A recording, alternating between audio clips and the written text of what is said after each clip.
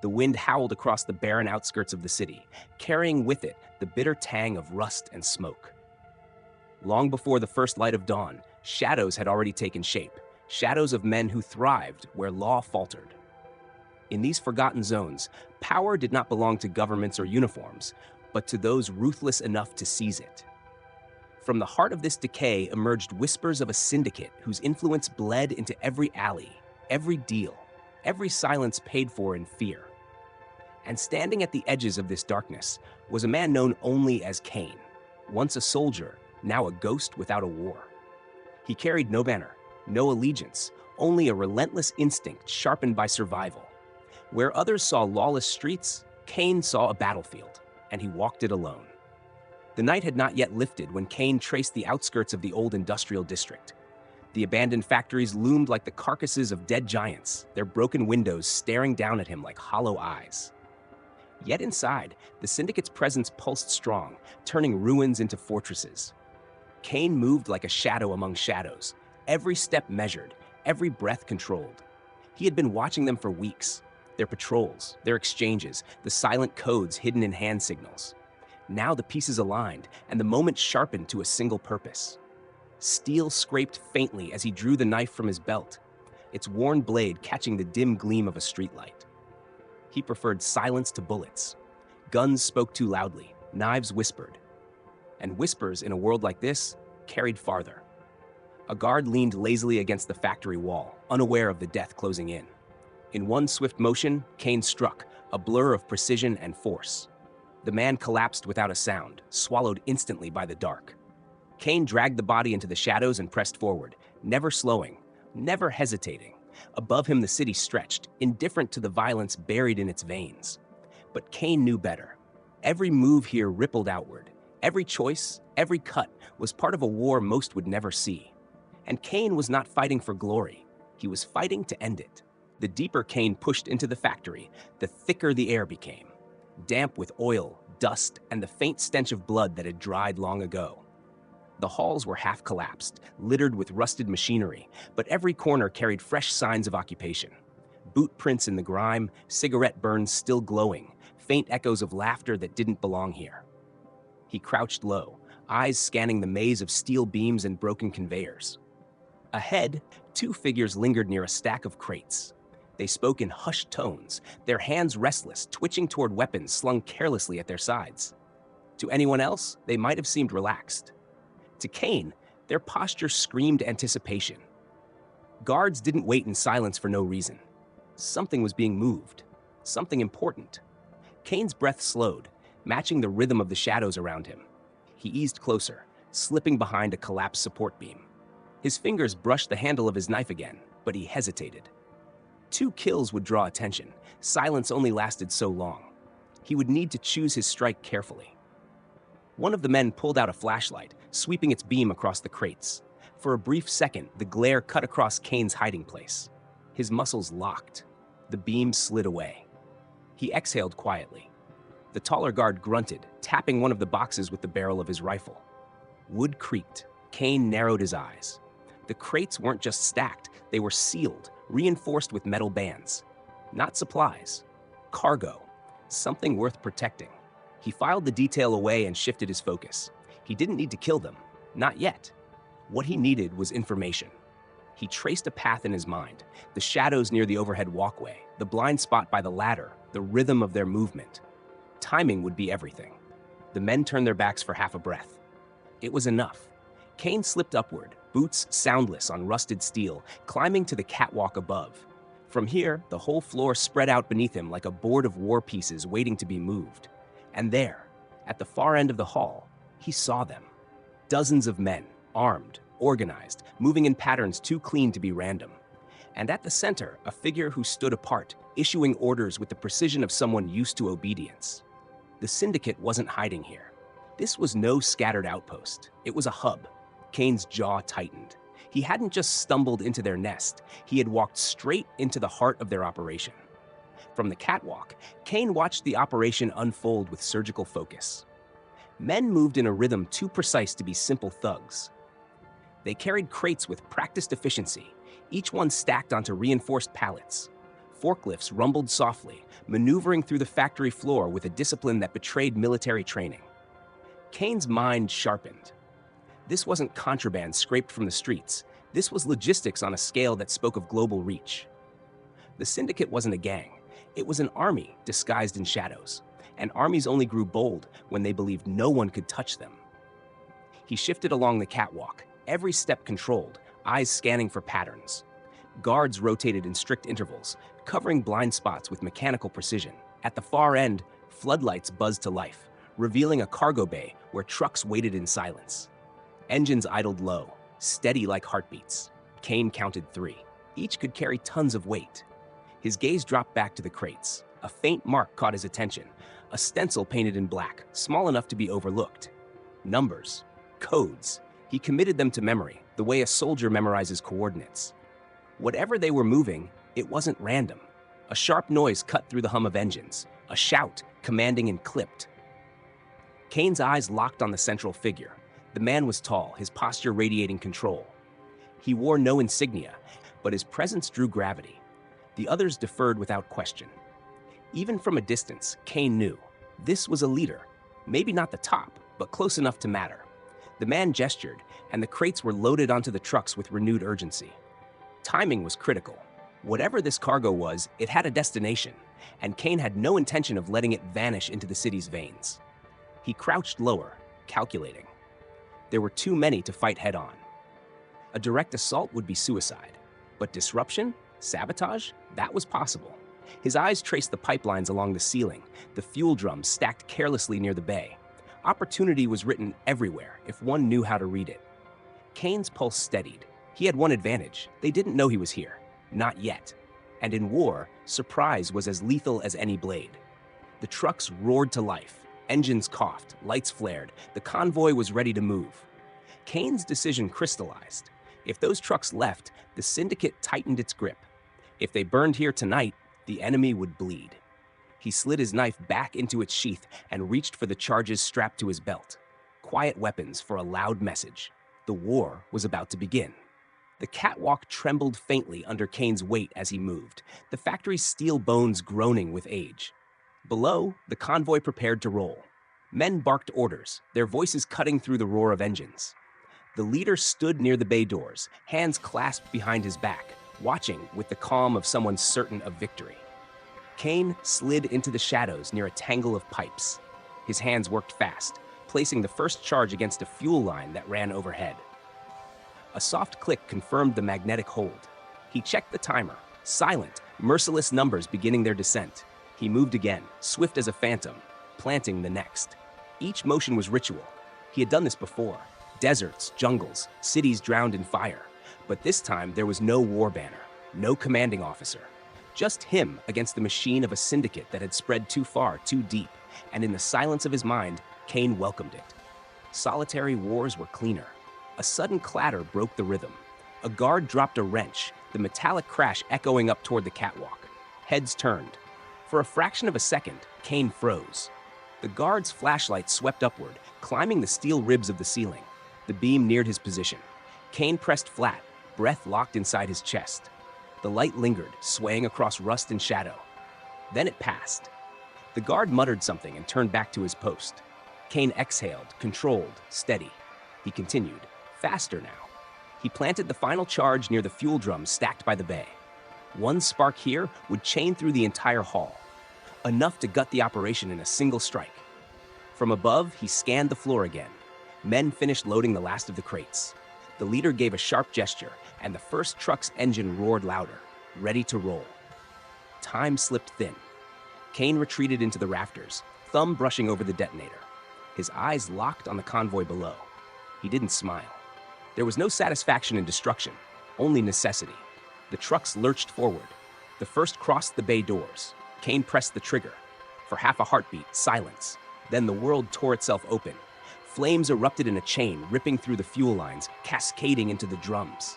The blast swallowed steel, fire curling upward like the hands of some furious god. Men screamed, trucks buckled, the factory floor became an inferno of twisted metal and shattered glass. Kane was already moving, the shockwave rattling the catwalk as he sprinted for an exit. Heat scorched his skin, debris rained down, But his mind stayed locked. Escape first, then vanish. Behind him, the Syndicate's fortress burned, its secrets dying in the blaze. But Kane knew fire never killed everything. Survivors would crawl from the wreckage. Leaders would adapt. And somewhere in the smoke, the war would harden. For now, though, Kane had struck his first blow, and the Syndicate would remember it. The city skyline glowed faintly in the distance as Kane slipped from the ruins, his body moving with the discipline of a ghost retreating before dawn. Behind him, the factory burned like a beacon of vengeance, flames clawing skyward, sirens wailing from far-off districts. The night had been ripped open, and every faction that thrived in the shadows would feel the tremor. Kane paused atop a crumbling overpass, chest rising in steady rhythm. His eyes scanned the horizon. He wasn't looking at the fire. He was listening to the silence underneath it. A silence filled with new questions. Who had lived? Who had died? And most of all, who had seen? In the chaos below, survivors staggered through the wreckage. Some screamed, others dragged the wounded. But amid the fire and ruin, Kane's gaze fixed on a figure standing tall, unburned, untouched. The leader. Even from this distance, the man's posture was unmistakable, rigid, unbroken. He watched the inferno not with fear, but calculation. Their eyes did not meet, yet Kane knew. His presence would be felt. His strike was no longer a secret whispered in smoke. It was a challenge declared in fire. Kane turned and moved into the night, vanishing into the city's veins. He didn't need to linger. The war had shifted, and he would not fight it standing still. Every enemy needed pursuit. Every empire had cracks, and Kane lived to find them. By dawn, the news spread like wildfire. Whispers crawled through alleys and safe houses. The Syndicate had been hit, their hub destroyed, millions in cargo lost. For the first time in years, fear rippled through their ranks, not of law, not of rivals, but of a single phantom who struck where no one dared. The Syndicate answered swiftly. Streets were locked down, informants flushed from hiding, patrols doubled. A bounty was whispered into the underground, high enough to make even seasoned killers take notice. Kane had stepped from the shadows into their warpath. But Kane didn't run. He observed. He studied. He stalked the new patterns of his enemies like a predator tracing prey. Each move they made only revealed more of the machine, more of the web they had built. And piece by piece, he was learning how to break it. The fire had been his opening blow. Now came the long war. The city awoke restless, its pulse quickened by the fire that had gutted the factory hours earlier. Smoke still smeared the sky, a dark scar that lingered above the skyline. Beneath it, the streets churned with unspoken tension. Everyone felt the shift. Something had broken in the night, and the Syndicate's grip, once invisible, was now visible in its fury. Kane threaded through the alleys, his pace steady, but his senses on edge. He could feel the eyes, not of civilians, but of hunters. The bounty had spread faster than fire, turning desperate men into predators. The Syndicate had unleashed the city itself against him. The first strike came at dusk. A pair of motorcycles roared from behind, their engines snarling like wolves on the hunt. Kane caught the glint of steel, machetes raised, chains swinging. His body moved before thought. He ducked into a narrow street, boots hammering asphalt, weaving between market stalls and abandoned cars. The riders followed, tires spitting sparks against rusted debris. Kane vaulted a barrier, cutting across a collapsed scaffold. One of the riders miscalculated, slamming into the rubble, the crash echoing like thunder. The second pressed harder, blade flashing in the twilight. Kane seized a steel pipe from the ground, spun, and struck. The impact rang sharp, shattering balance. The rider toppled, machine twisting into flame. Kane didn't stop. He vanished before the echo faded. But the Syndicate wasn't reckless. They adapted. Within hours, patrol trucks prowled the districts, headlights slicing through alleys, radios crackling with orders. Kane watched from a rooftop as squads moved with frightening precision. They weren't searching blindly. They were closing nets, block by block. He mapped their lines in his mind, tracing weaknesses. The streets were a maze, but every maze had exits. Kane moved like smoke, slipping where their eyes weren't, always a step ahead. But even he knew the margin was shrinking. For every escape, the net grew tighter. On the third night, they forced him into open ground. A warehouse district, wide and empty, moonlight glinting off broken glass. Trucks circled in from both ends, armed men fanning out, rifles raised. Kane crouched low, heart pounding not from fear, but from calculation. His knife was useless here, his pistol too loud. But scattered across the district were stacks of fuel barrels and half-dead machinery. Opportunity. The first squad advanced. Kane sprinted, weaving between cover, drawing fire that cracked like thunder behind him. Bullets tore steel and stone. He slid across the floor, grabbed a rusted flare from an abandoned kit, and struck it alive. A red blaze hissed, dripping fire. With one motion, he hurled it into the barrels. The explosion ripped the night apart. A shockwave flung men and metal skyward, flames chasing in every direction. Kane dove behind wreckage, the blast wave rolling over him like a storm. He rose through smoke, lungs burning, vision sharp. Another squad advanced, shouting through fire and chaos. Kane didn't retreat. He charged. Steel met steel. Bodies collided in brutal rhythm. He moved with precision, born of war. Every strike efficient, every motion final. Rifles became clubs. Knives became flashes of silver. Men fell, one by one, until silence reclaimed the burning yard. Kane staggered to the shadows, blood streaking his arm, breath ragged but steady. He had survived, but survival wasn't victory. The Syndicate had bled, yes, but they had also seen his face in fire, heard his defiance in explosions. And Kane knew what that meant. They would come harder, stronger, smarter. The war was no longer in the shadows. It was here, on open ground. The city did not sleep. It brooded. Every alleyway whispered with the aftermath of fire and gunfire. Every shadow seemed sharpened by tension.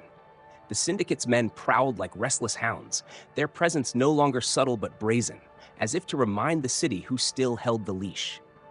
Kane watched from a rooftop overlooking the river docks. His arm ached from the wounds of the last battle, the blood crusted beneath his sleeve. Pain was familiar. Its sharpened bay never slowed him. His eyes stayed fixed on the movement below. The docks, once silent, now bristled with activity. Containers lined the pier, cranes swung in steady arcs, and squads of armed men patrolled in tight formation. At the center of it all stood a new figure. Tall, commanding, his presence radiated not chaos, but control. He was no street enforcer, no lieutenant scrambling for power. He wore his authority like armor. The men deferred instantly, their gestures crisp, disciplined. This was not the man Kane had seen at the factory. This was higher, closer to the spine of the beast. The man raised a hand, and silence fell across the pier. Even from a distance, Kane read the motion. It was a signal, not just to men here, but to the wider machine. Orders flowed, trucks lined up, and shipments vanished into the belly of the city like blood pumping through veins. Kane's jaw tightened. The fire at the factory had drawn out something greater. They were adapting, shifting their operations, but more importantly, they were consolidating. No wasted motion, no hesitation.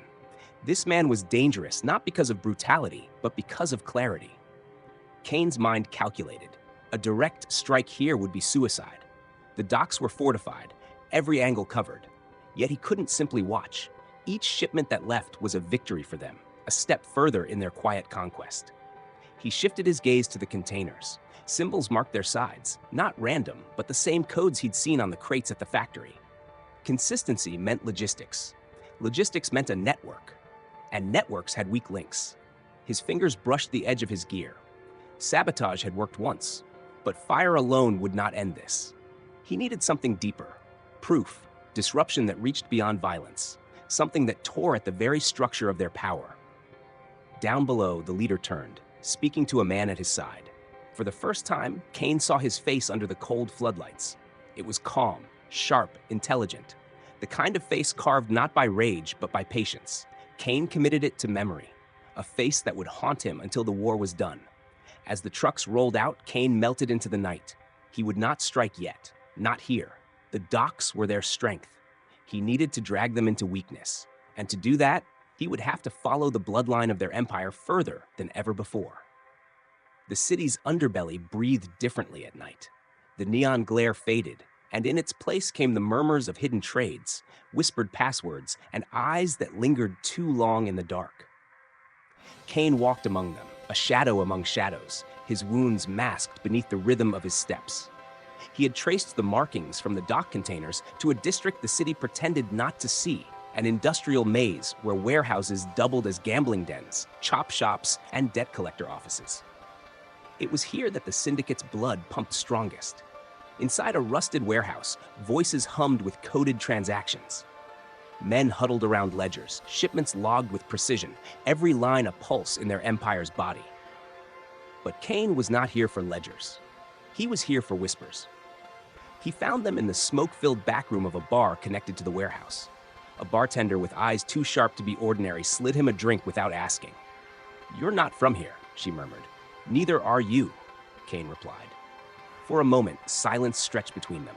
Then she leaned closer, voice low enough to vanish under the drone of the crowd. "They call him Marlowe," she said. "The one you saw at the docks. He doesn't run with fists, he runs with maps. The city is a puzzle to him, and every piece is falling into place." Kane's grip on the glass tightened. A name gave weight. A name made the enemy real. The bartender's gaze flicked toward the far corner of the room, where a man in a gray suit sat with a briefcase chained to his wrist. "You want to bleed the syndicate? Start with their veins. That man carries the routes, shipments, schedules, drop points. Everything Marlowe builds runs through him." Kane's pulse slowed. This was the opening he needed. Not fire, not chaos, information. He finished the drink, set the glass down gently, and rose. His body moved with the patience of a predator.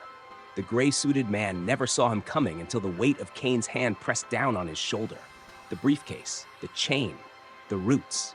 Marlowe's empire was about to lose its map. The bar seemed to shudder when Kane's hand dropped on the gray-suited man's shoulder. A flicker of surprise crossed the man's face, but only for a second. His eyes darted to the guards lurking in the shadows. A trap. Kane had expected nothing less. The man lunged up from his seat, dragging the briefcase, and Kane's fist answered faster than thought. The first guard fell into a table, bottles shattering, glass exploding like shrapnel. Chaos swallowed the room. The bartender ducked behind the counter, shouting something lost beneath the roar. Men surged forward. Kane grabbed the gray suit by the collar, slamming him against the wall.